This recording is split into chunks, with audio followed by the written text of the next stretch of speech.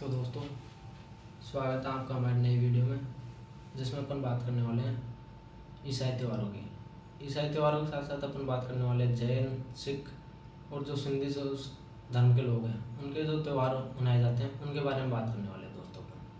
तो अपन सबसे पहले बात करने वाले हैं जो जैन धर्म के जो त्यौहार थे उनके बारे में बात करते हैं।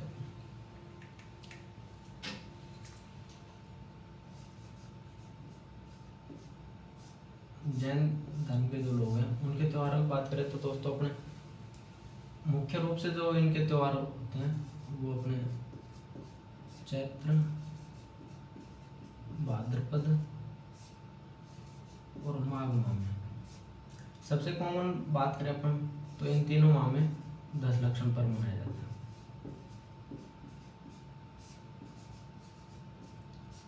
दस लक्षण पर्व की बात करें दोस्तों तो ये आता है पंचमी से चतुर्दशी। 10 लक्षण पर्व दोस्तों चैत्र माह, भाद्रपद माह और माघ माह तीनों महीने की पंचमी से चतुर्दशी को 10 लक्षण पर्व मनाए जाते हैं। अब इनमें सबसे इम्पोर्टेंट जो है जो भाद्रपद माह की अपन बात करें तो भाद्रपद माह के जो 10 लक्षण पर्व होते हैं दोस्तों,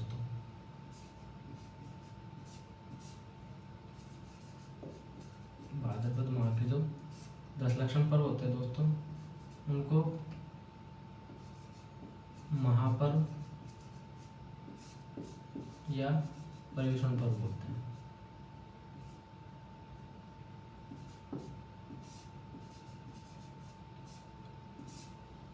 भाद्रपद माह की बात करें तो अपने जैन धर्म की दो शाखा है दोस्तों। पहली शाखा है दिगंबर शाखा और दूसरी शाखा है श्वेतांबर। दिगंबर की बात करें अपन तो दिगंबर वस्त्र धारण नहीं करते हैं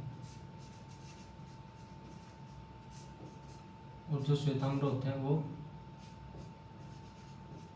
सफेद वस्त्र धारण होते हैं। तो अपन महापर्व के अनुसार इनकी बात करते हैं।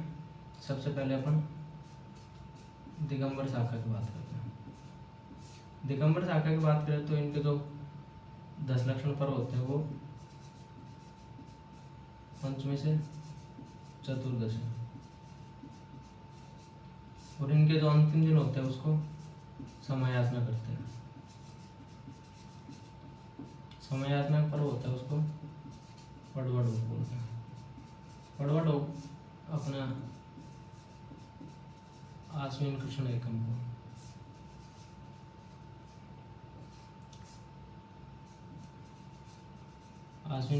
को पड़वा डोक होता है दोस्तों, जिस दिन ये समयासना करते हैं। अब इसके बाद अपन जो श्वेतांबर शाखा है, श्वेतांबर शाखा की बात करें अपन,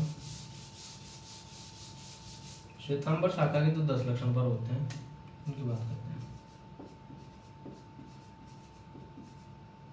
श्वेतांबर शाखा के जो 10 लक्षण पर्व होते हैं वो भाद्रपद कृष्ण द्वादशी से चतुर्थी तक होते हैं और इनका जो समयासना पर्व होता है उसको संवत्सरी पर्व बोलते हैं।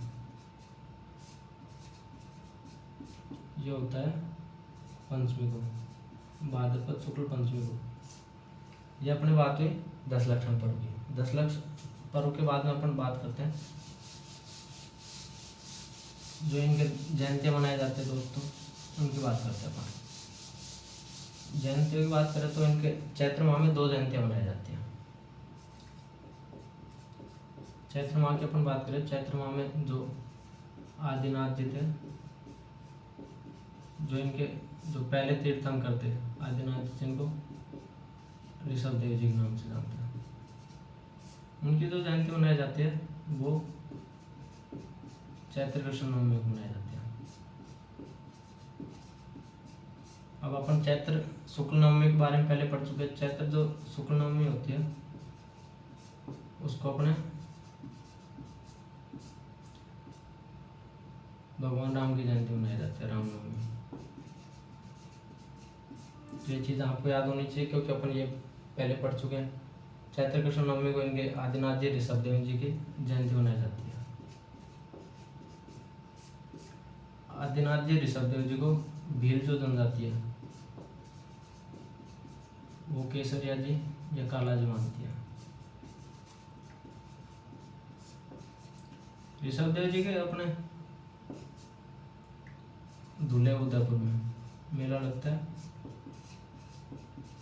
चैत्र कृष्ण नवमी को धुले उदयपुर में मेला लगता है। इसके बाद में अपन बात करें चैत्र माह में महावीर जो स्वामी जयंती होती है उसकी बात करते हैं अपन। ऋषभदेव जयंती की बात अपन कर चुके हैं। ऋषभदेव जयंती के बाद में जो महावीर स्वामी जी की जयंती थी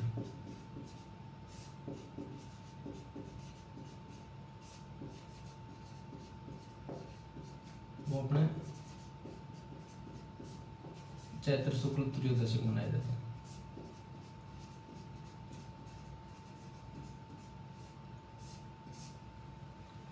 ये अपने बात हुई चैत्र माह की। चैत्र माह के बाद में अपन भाद्रपद माह की बात करते हैं। भाद्रपद माह की बात करें तो भाद्रपद माह में 10 लक्षण पर्व के अलावा रोट तीज और सुगंध दशमी। भाद्रपद माह की बात करें अपन तो जो रोट तीज मनाए जाते हैं भाद्रपद शुक्ल तृतीया को। इसके बाद में जो सुगंध दशमी मनाई जाती है जिसको धूप दशमी बोलते हैं, जो भाद्रपद शुक्ल दशमी को मनाई जाती है।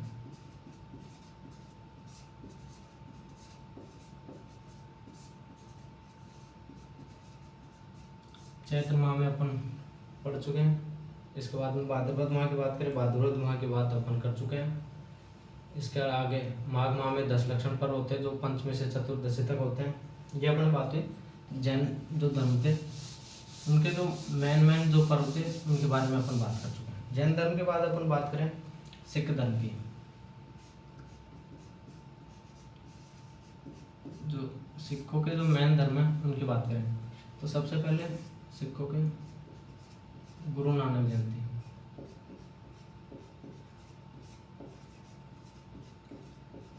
गुरु नानक जयंती की अपन बात करें दोस्तों, गुरु नानक जयंती अपने कार्तिक पूर्णिमा को आती है।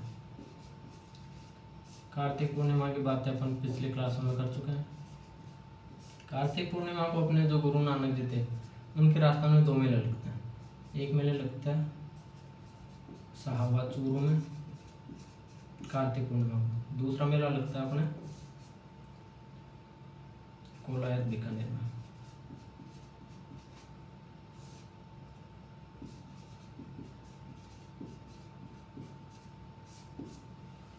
ये बातें थी अपने गुरु नानक जयंती के बारे में। गुरु नानक जयंती के बाद में अपन बात करें सेकंड नंबर पे तो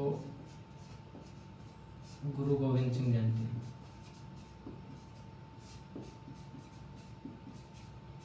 गुरु गोविंद सिंह की जो जयंती मनाई जाती है दोस्तों वो अपने पौष माह की शुक्ल सप्तमी को मनाई जाती है। पौष माह में अपने मार्चिस और पौष माह में कोई भी जो हिंदू त्यौहार नहीं होता है। सिखों के जो एक जयंती मनाई जाती है वो पौष शुक्ल सप्तमी में मनाई जाती है जो गुरु गोविंद सिंह की जयंती है। गुरु गोविंद सिंह के बाद में अपन सिख धर्म के आगे बात करें तो 13 जनवरी को सिखों के लोहड़ी का त्यौहार मनाया जाता है। जो अपने 14 जनवरी को जो अपने मकर संक्रांति मनाई जाती है उससे एक दिन पहले होता है।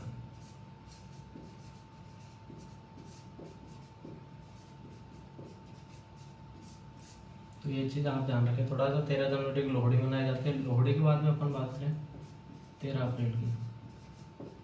13 अप्रैल दोस्तों आपने हिस्ट्री में भी एक इम्पोर्टेंट डेट है। 13 अप्रैल को वैसाखी का पर्व मनाया जाता है।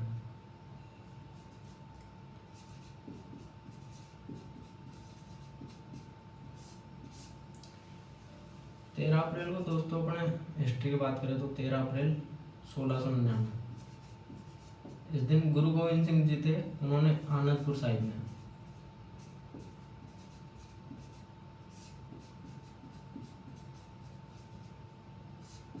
खालसा पंथ की स्थापना की थी दोस्तों।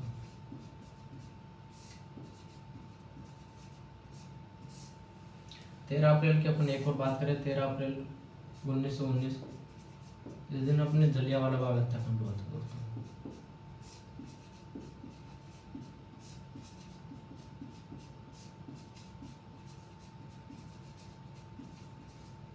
जिसमें वैसाखी के मेले के लिए लोग इकट्ठे हुए थे और उसको जनरल डायर ने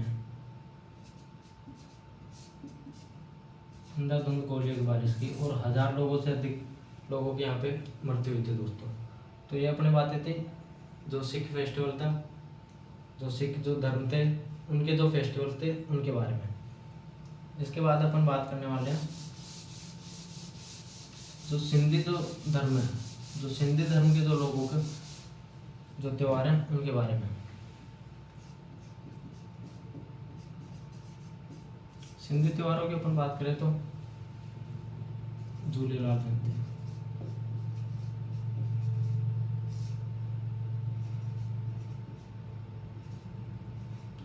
जिसको अपन चेटीचंड जी के रूप में जानते हैं, चेटीचंड जयंती। चेटीचंड जयंती दोस्तों अपने आती है, चेटीचंड जयंती की अपन बात करें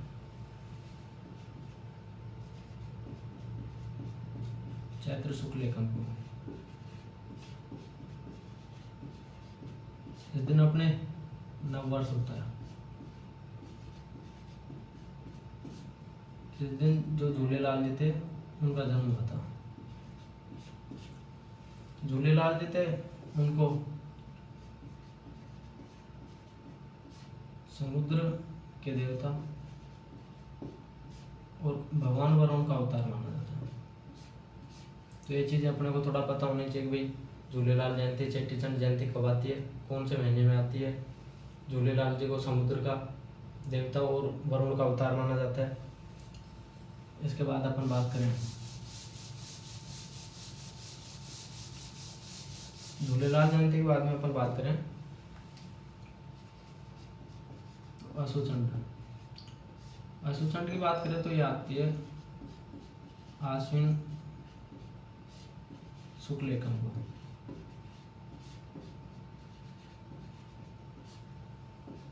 इस दिन जो अपने झूलेलाल जी थे उनको निर्वाण की प्राप्ति हुई थी।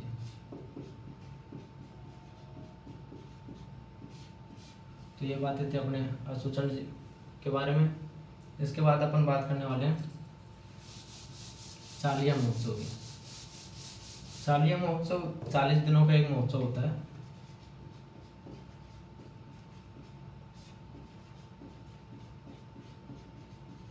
चालिया महोत्सव 16 जुलाई से स्टार्ट होता है और 26 अगस्त तक चलता है। इसके बाद अपन बात करें थदड़ी सातम की, जो अपने भाद्रपद कृष्ण सप्तमी को होती है। इससे पहले अपन पौष शुक्ल सप्तमी की बात की, जिस दिन जो गुरु गोविंद सिंह जी थे उनकी जयंती होती है।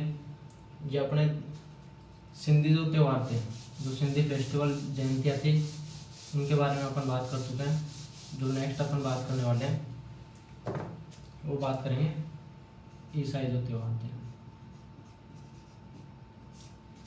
ईसाई त्योहारों की अपन बात करें तो इनसे अपन नॉर्मली परिचित भी होते हैं।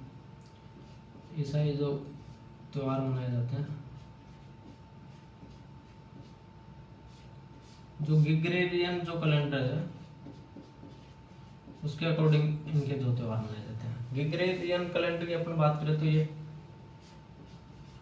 सूर्य आधारित एक कैलेंडर है।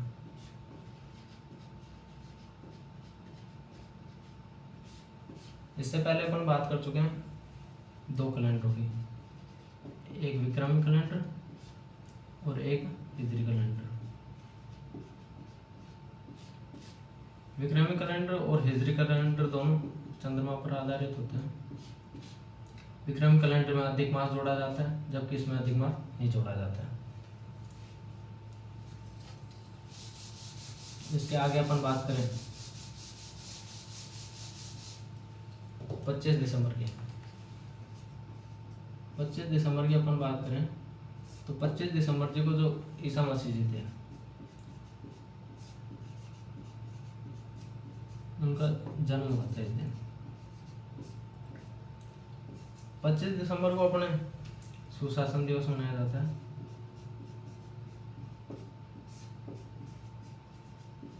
जो कि जो अटल बिहारी वाजपेयी जी थे, अटल जी थे, उनकी जो जयंती है उसको सुशासन दिवस के रूप में मनाया जाता है।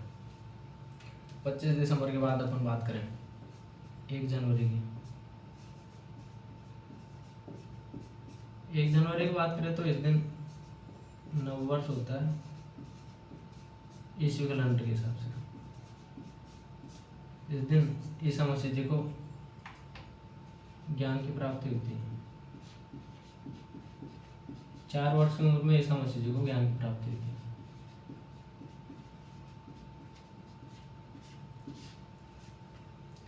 जैसे जो ये घटना होती है उसको प्रबोधन बोलते हैं। और इसी दिन से जो ईस्वी कैलेंडर था उसका प्रारंभ माना जाता है। इससे पहले अपन हिजरी कैलेंडर के बारे में बात कर चुके हैं। हिजरी कैलेंडर का प्रारंभ कब माना जाता है? जब वो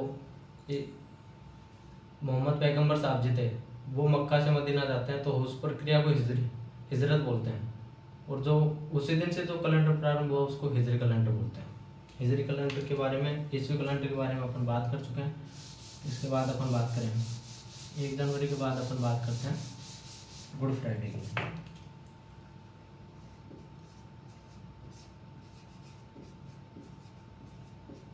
गुड फ्राइडे की अपन बात करें तो गुड फ्राइडे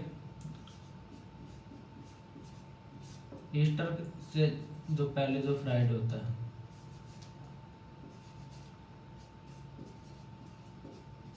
उसको गुड फ्राइडे बोलते हैं। इस दिन ईसा मसीह जी को फांसी दी गई थी।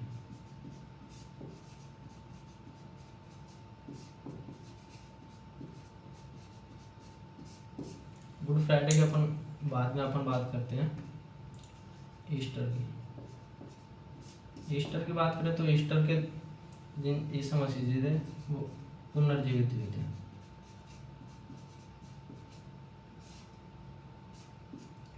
ईस्टर दोस्तों जो 22 मार्च के बाद जो पूर्णिमा आती है, 22 मार्च के ठीक बाद में जो पूर्णिमा आती है उसके जो जस्ट बाद जो रविवार आता है उसको ईस्टर बोलते हैं। तो आपको याद होना चाहिए कि ईस्टर कब आता है, ईस्टर के दिन क्या हुआ था, ईसा मसीह जी पुनर्जीवित हुए थे। ईस्टर के बाद अपन बात करने वाले हैं जो असेंशन डे की।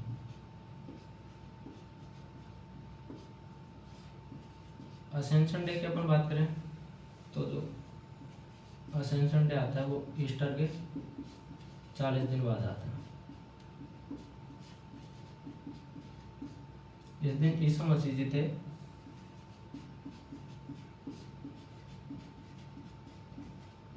वो वापस स्वर्ग लोग जाते दोस्तों।